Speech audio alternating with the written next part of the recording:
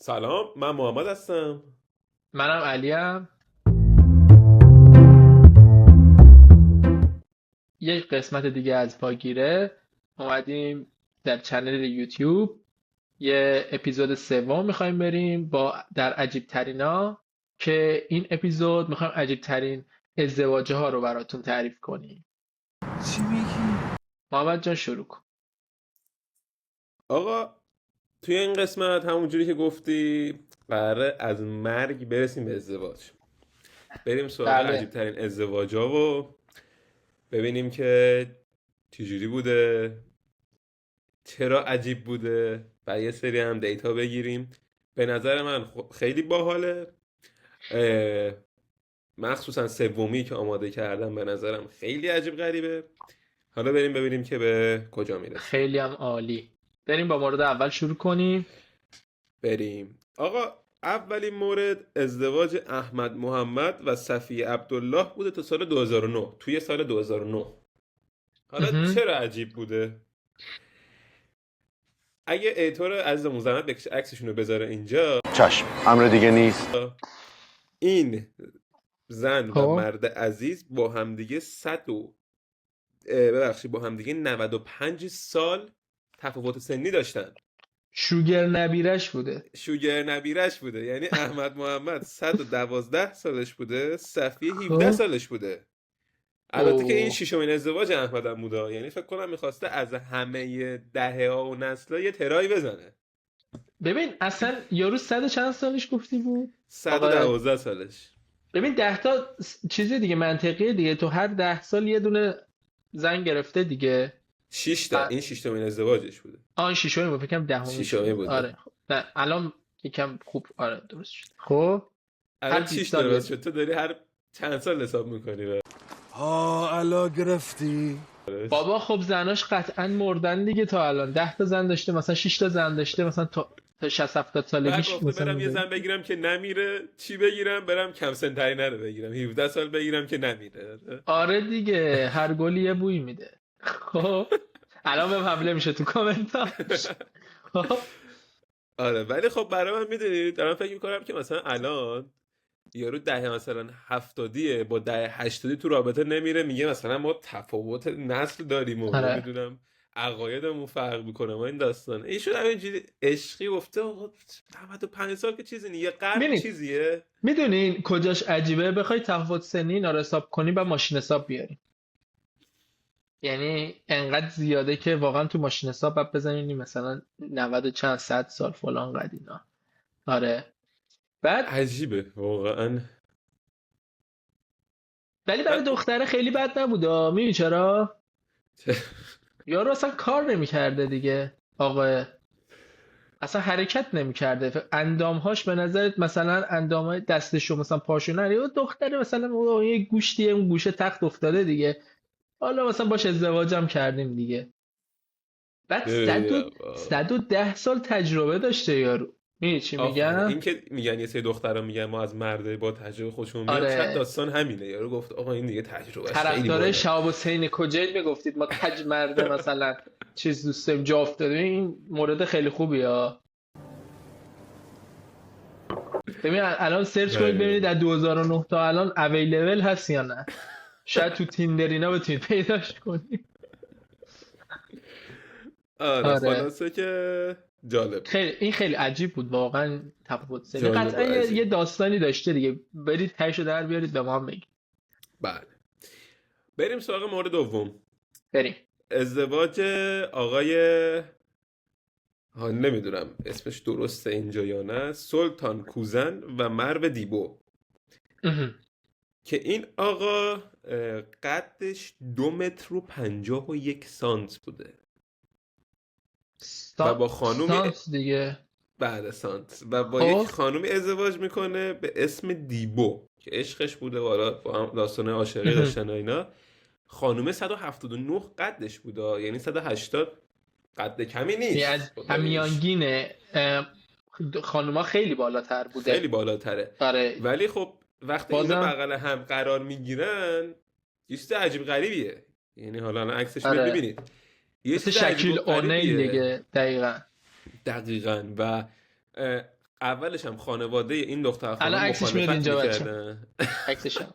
خب و اولش هم خانواده دختره مخالفت کردن، گفتن بابا این اصلا بیاد تو، از در خونه ما رد نمیشه بخواد بیاد تو بشینه یه چایی به ما بخوره.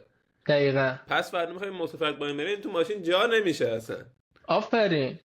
اصلا این که چی، حالا این ماشین چیز میخواست ماشینای خودش رو کجا پارک کنه، می چی میگه باید جا پارک بزرگ گیر بیاره بذاره دیگه. راست میگی، جا پارک خیلی مهمه. خیلی مهمه. ببین تو فرض کن شارژرت، خب مثلا همچین چیزی شارژری دیگه. آقا بریم سراغ مورد سوم ببینیم خوشمزه. بله. به کجا برسیم. خب، درست. نه آقا این مورد، حالا این مورد کم صحبت کردیم، یکم دیگه در این مورد صحبت کنیم. محمد صحبت کنیم. 2.51 بذار بهتون بگم چقدر بلنده. تور والیبال فکر کنم 48 همچین چیزیه.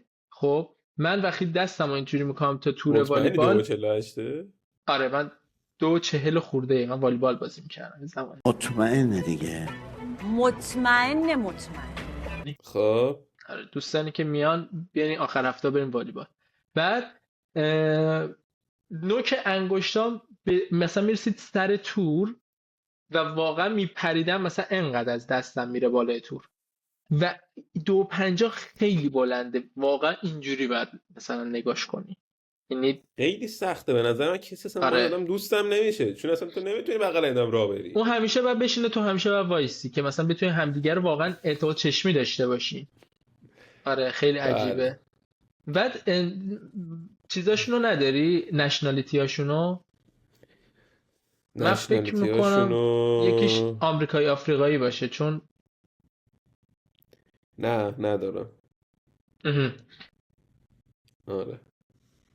بعد کفش هم اینا گیر نمی آوردن دیگه، میدونی قد بند با پا چیز. کلا خیلی مشکلات داره یه همچین آره. حالتی اصلا تو ازدواج.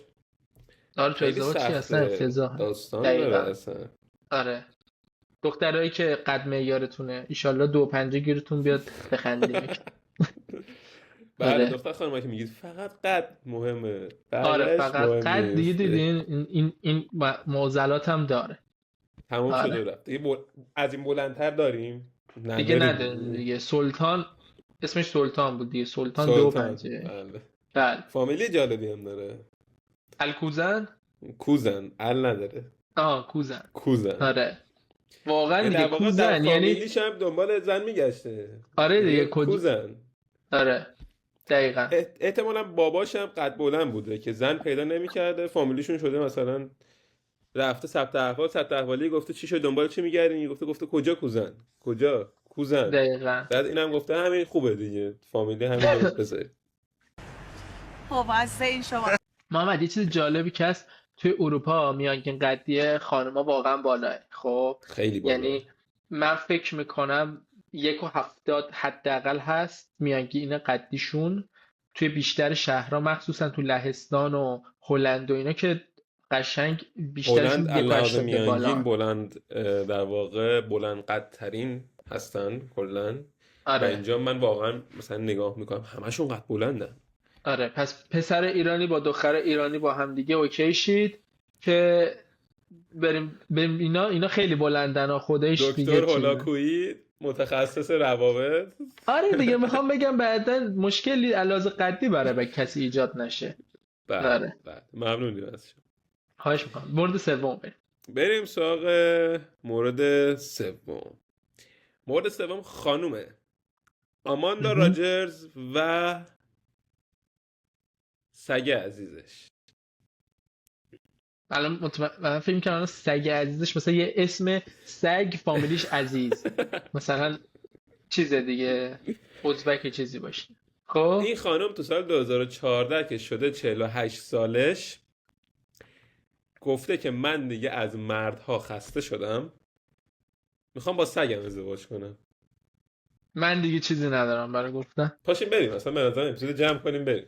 واقعا یعنی با چه منطقی خدایش کسی میتونه با حیوان خونگیش ازدواج کنه؟ زبان قاصره. ببین اون آدم هایی که با این خانم رفتن تو رابطه چه کارهایی کردن، چه بلایی سر این خانم آوردن که ایشون راضی شده دیگه.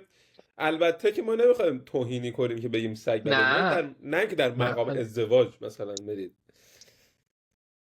ولی خب آره دیگه، ببین چی بودن که اینا گفته من با سگم ازدواج کنم قطعا خوشحالترم. خب یاد یه جمله معروف افتادم توی محمد، توی خانواده ایرانی میگن وقتی که مخصوصا بچه ها میخوان سگ بخرن میگن تو خودت سگی. خب اینم اینجوری بوده دیگه، مثلا گفته سگم هستی باشه ازدواج میکنم. بعد عقد اینا رو دائمی کردن، ازدواجشون ثبت رسمی بوده و با جشن عروسیشون هم با حضور 200 تا مهمان برگزار شده. اوه یعنی مهمونم دعوت کرد. اون مهمونه دیگه چی بودن؟ مثلا تو کارت دعوت نیدم مثلا اینو نوشته و داک فلانی مثلا.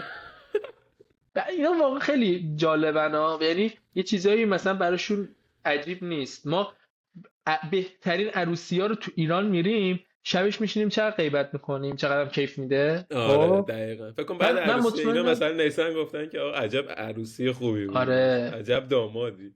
دیدی کت سگ خیلی خوب نبود به نظرم. کتش یکم مثلا تو رقص رو دیدی سگ چجوری رقصید مثلا اینا.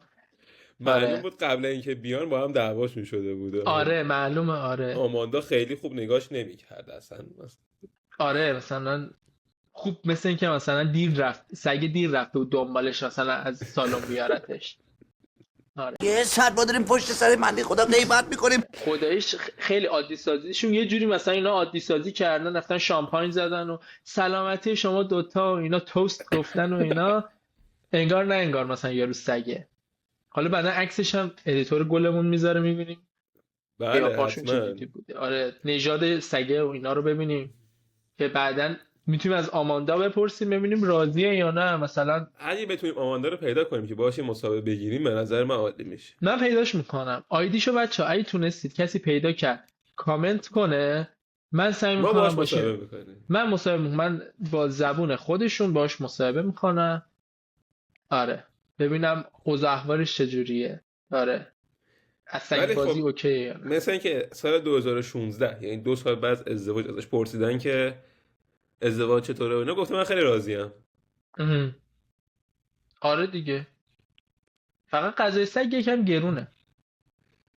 دیگه بالاخره پسر خوبیه. آره دیگه هر چیزی میکنی براش دیگه. آره دیگه دقیقاً. حالا من یه مورد دیگه میخوام بگم، این مورد آخر در آره حتما. آره این مورد رو فقط اسم و ایناشو متاسفانه فراموش کردم، منتها مورد ثبت شده است. یه خانومی با پیتزاش ازدواج میکنه. خب و این واقعیه، با یه پیتزا کامل ازدواج میکنه. بعد انقدر عاشق پیتزا بوده و این جدیده، این من اینو مثلا تازه یه جا خونده بودم. یعنی پیتزا رو نگه داشته یا میخورتش؟ نه نمیخورتش. من سوالم همین بود، ما میتونیم یه شب مثلا پیتزا تو یخچال بمونه کسی نخوره؟ خدایش ما تا حالا برام پیش نیومد. من فکر کنم مثلا خدا شاهده پیش نیومده. 99% ایرانی‌ها تا حالا شب مثلا فست فود تو یخچالشون نمونده. بابا نوئل چیزی میاد تو یخچال، مثلا 24 داماد تو یخچاله. آره آره دیگه. قبول داری پیتزای سرد خوشمزه تر از داغه یا نه؟ تو این تئوری قبول داری یا نه؟ ببین من حتی میگم برنج سرد خوشمزه تره. نه اینو قبول ندارم. ببین ما غذا رو میپزیم همون شب نمیخوریم چون اعتقاد داریم فرداش بهتر میشه، مخصوصا اولویه قرمه سبزی که یه روز بمونه تو یخچال. آره ما یکی ما ایراد داریم اسم میکنم، ولی عجیب ترین ها میتونیم خودمون. آره دیگه، ولی خب دیگه این که با پیتزا و سگمون ازدواج نکردیم خدا رو شکرت که انقدر بصیرت و هنوز تو وجودمون مونده. بله. آره. ولی خب اون فکر کن که اونایی که با سگشون یا پیتزاشون استفاده کردن تو رابطن، ولی ما هنوز بله سنگین بود. بله این خیلی مورد خوبی گفتن. ولی خب اگه اینجوره ما بریم الان یه دونه من همبرگر آماده هست اینجا. آقا من ببینم دور و برم چی دارم، مثلا کاغذ یا یه چیزی که نخوری دیگه میتونی مثلا تحمل کنی. من با رشته فروشگاه ازدواج کنم؟ چرا که نه، عالیه. آقا مبارک. که اون فقط خوب نیست، زخم میکنه. یه رسیده بهتر. بله خب این قسمت اپیزودم تموم شد، امیدوارم لذت برده باشین خیلی خوشحال شدیم. عالی. به نظرم که چیزای جالبی گفته شد، امیدوارم که دوست داشته باشین. یادتون نره ازمون حمایت کنید، خیلی خیلی خیلی بتونید ما رو حمایت کنید، باعث میشه که ما هم روحیه‌مون بره بالاتر، بتونیم بهتر تولید محتوا کنیم با امکانات بیشتر و قطعا سعی میکنیم محتوای خیلی جالبتر و خوبی براتون درست کنیم و باتون به اشتراک بذاریم. آره روز و روزگارتون خوش. تا نگفتی روز روزگارتون خوش، عذرخواهی میکنم. بفرمایید. تو اپیزود قبلی گفتم که قراره یه پلیلیست اضافه کنیم به چنل. پلیلیستمون هاستش احتمالاً یکی دیگه از دوستای عزیزمونه، خودمونم حالا یا هستیم یا نباشیم، ولی خب قطعا اونم خیلی جذاب میشه، مخاطبای خاص خودشو داره. قطعا از دستش ندین، یکی از بهترین پلیلیست ها میشه و اصلا فوق العاده هاست با سواد، یعنی انقدر عالی که کیف خواهید کرد. حتما اونم دنبال کنید. آدم فوق العاده ای قراره که هاست این داستان باشه و این سورپرایزه دیگه، اینو الان میاد و خودتون میبینید و مطمئنم کلی خوشتون میاد انشالله. حتما. و اسمی که تا الان براش رفتیم قرار رادیو پاگیره باشه برای این داستان. حالا اگر عوض شد 1%، ولی فکر نمی‌کنم عوض شه. دقیقاً. آره آقا خیلی خوشحال شدیم. خیلی ممنون از نگاهتون. ساب و کامنت اینا فراموش نشه. حتما. خدا نگهدار همگی.